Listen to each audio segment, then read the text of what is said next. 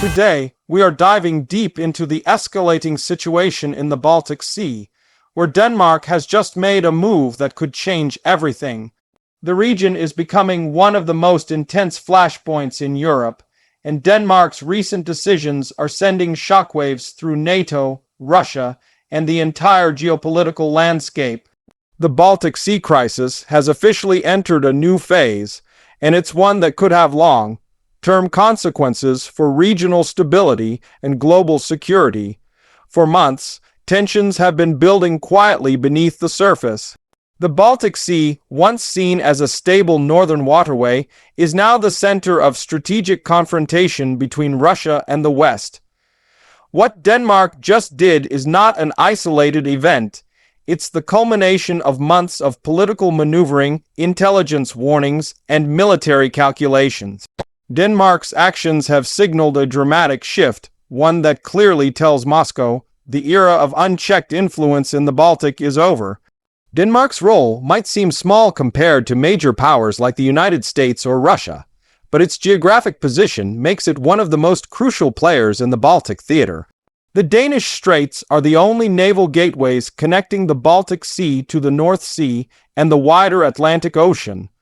This means Denmark holds the literal keys to Russia's access point to Europe's maritime routes. Any change in Danish policy instantly affects the entire balance of power in the region. In the past few weeks, Danish defense authorities, together with their NATO allies, have announced new restrictions, increased surveillance, and strengthened military readiness in and around the Baltic Straits. This move follows reports of suspicious Russian naval and intelligence activities near critical infrastructure, including pipelines, communication cables, and wind farms. The Danish government stated that the decision was based on security concerns and the need to protect vital national and allied interests. Behind these official words lies a growing fear that Russia may be preparing to test NATO's resolve through hybrid warfare, using cyber attacks, disinformation, and covert operations rather than open conflict. Denmark's latest measures are not just defensive. They are a clear message that the Baltic is no longer open for Russian manipulation. What truly escalated the situation, however, was Denmark's decision to allow expanded NATO patrols and intelligence sharing operations within its maritime boundaries.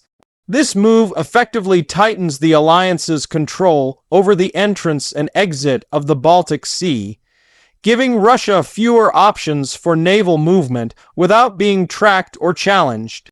The Kremlin responded with sharp criticism, accusing Denmark of escalating tensions and undermining regional stability.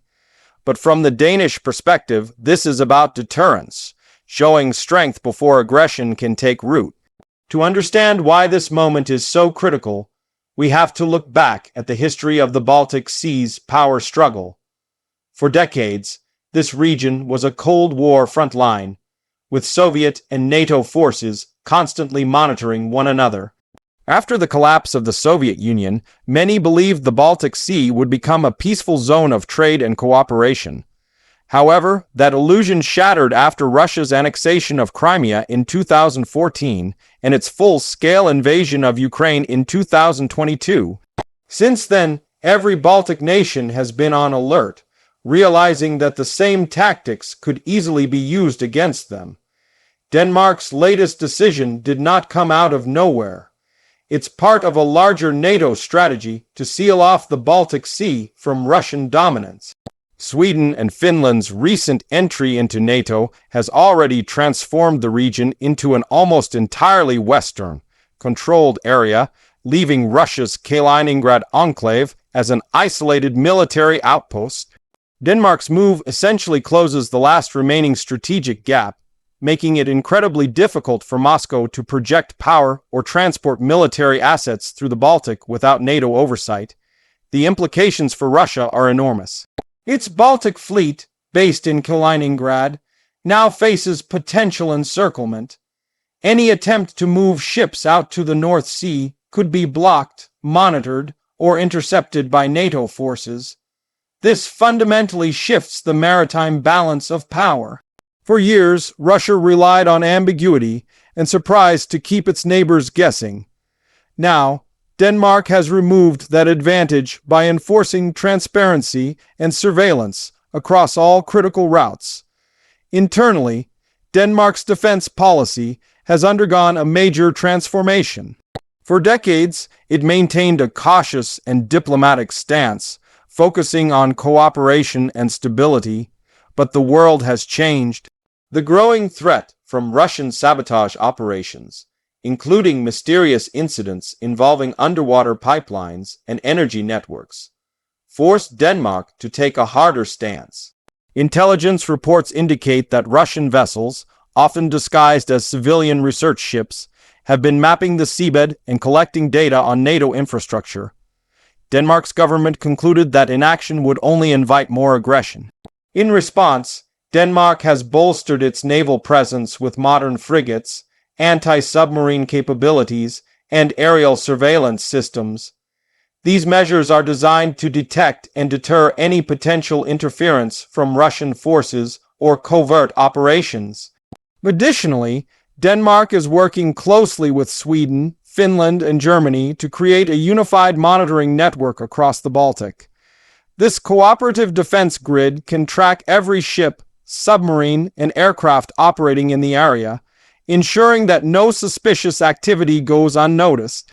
What makes this even more significant is that Denmark's move aligns perfectly with the United States' broader strategy to contain Russian influence in Northern Europe. American intelligence assets are now closely integrated with Danish operations, providing real-time satellite data and maritime tracking. This partnership not only strengthens NATO's collective defense, but also ensures that any provocation by Moscow will be met with immediate response. Russia, however, is not staying silent. The Kremlin has issued multiple warnings, claiming that Denmark's actions violate the spirit of regional cooperation and could lead to a new arms race in the Baltic. Russian state media have been quick to paint Denmark as a Western puppet, accusing it of destabilizing the region. Yet, within Denmark and much of Europe, public opinion supports the government's hardline approach. Citizens are increasingly aware that Russia's hybrid tactics threaten not just military assets, but also energy supplies, communication networks, and democratic institutions. Experts argue that Denmark's decision represents a turning point in European defense. It signals the end of naive assumptions that diplomacy alone can prevent aggression. Instead, small but strategically vital countries like Denmark are stepping up, showing that strength and vigilance are the only reliable deterrents in today's unpredictable world. The Baltic Sea is no longer a quiet backwater. It's now one of the most heavily watched and contested areas on Earth. Another major factor driving Denmark's actions is the protection of critical energy infrastructure. The sabotage of the Nord Stream pipelines in 2022 remains a haunting reminder of how vulnerable Europe's undersea networks can be. Investigations into that incident have never fully identified the culprits, but Denmark's intelligence services are convinced that similar threats persist. With the growing number of wind farms, communication lines, and gas conduits running through the Baltic, ensuring their safety has become a top priority. To achieve that, Denmark is expanding cooperation not just militarily, but also technologically. The country has launched new initiatives with private sector companies specializing in underwater sensors, cybersecurity, and AI-based surveillance tools. These systems are designed to detect anomalies and respond faster to potential sabotage attempts. It's a fusion of innovation and defense that could redefine how Europe protects its maritime assets.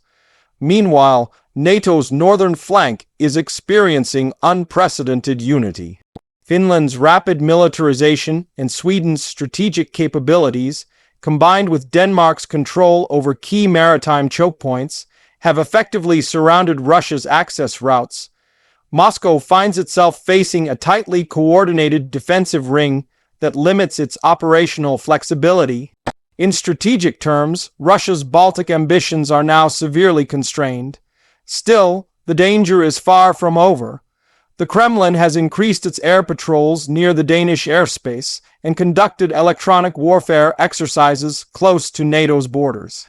These are signals meant to test Western resolve, but each time Denmark and its allies have responded swiftly, scrambling jets, issuing diplomatic protests, and reinforcing readiness. The message is clear. Any miscalculation could lead to serious consequences. Analysts suggest that Denmark's assertive stance also strengthens NATO's credibility as a deterrent alliance. For years, critics argued that smaller nations were too dependent on the United States for protection. But now, Denmark is proving that even a small state can play a decisive role in shaping regional security. This sends a powerful message across Europe that unity, technology, and strategic positioning can counter even the most aggressive powers. Politically, this shift has unified Denmark's government and opposition alike. There's broad consensus that defending national sovereignty and regional stability must come before party politics. Recent opinion polls show that a majority of Danes support increased defense spending and stronger NATO cooperation.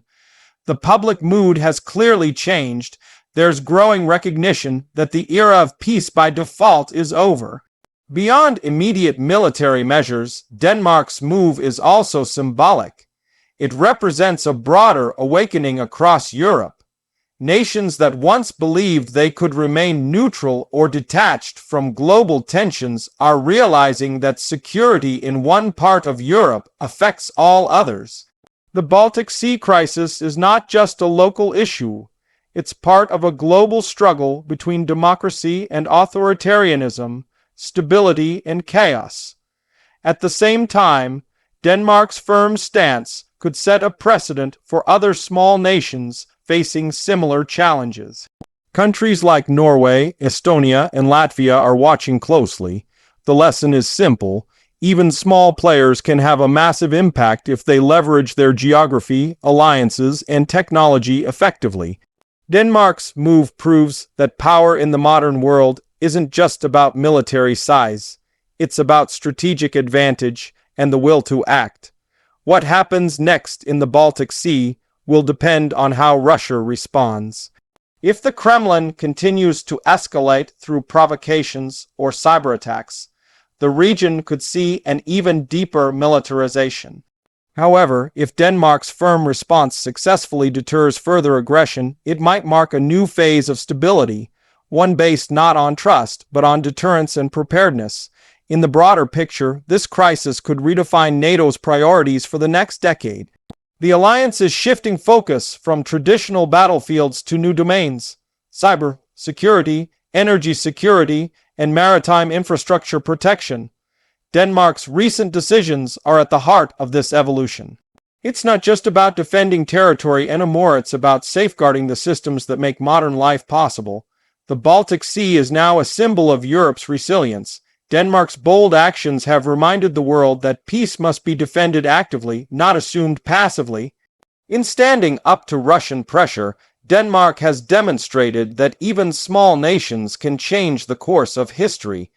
Its decision may have just set a new standard for how the free world responds to authoritarian threats. As we move forward, one thing is certain. The Baltic Sea crisis has entered a decisive stage.